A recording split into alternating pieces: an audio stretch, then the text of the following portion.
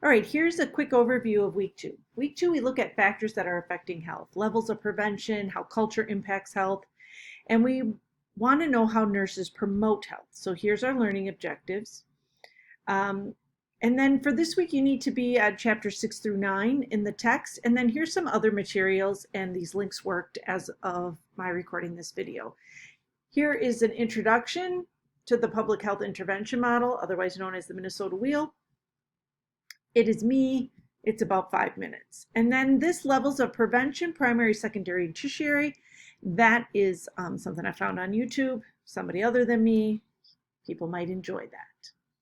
So after considering these readings and materials, I want you to create an infograph. So here's that video again. Here's that CDC picture of America again. And I want you to create an infograph that could be used to address an issue that falls either under primary or secondary prevention. So if you remember, the primary prevention is what we do to prevent illness: diet, exercise, vaccines.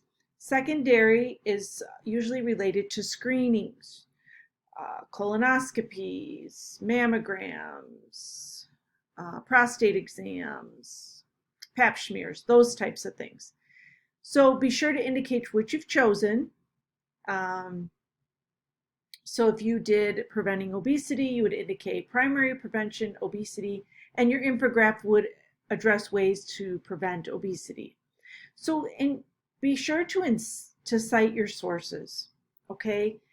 And this is due Wednesday by 5, and you can review that and respond back to 2 of your peers by Sunday. And you just click here to add a new discussion, and you can. I want to go back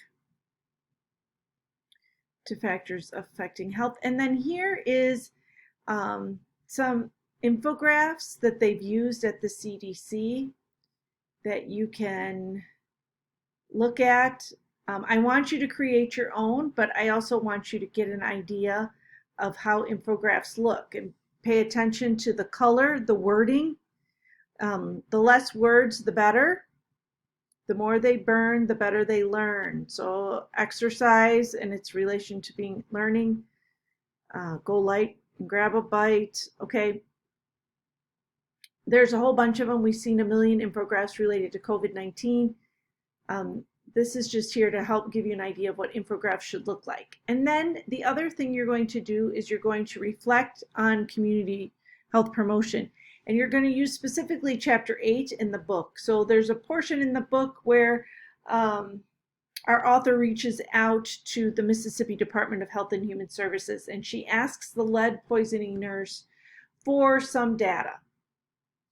And I want you to think about that in light of what factors affect our health, and I want you to think holistically. So don't just think about the person physically, although yes, that's important. You want to think about the person economically.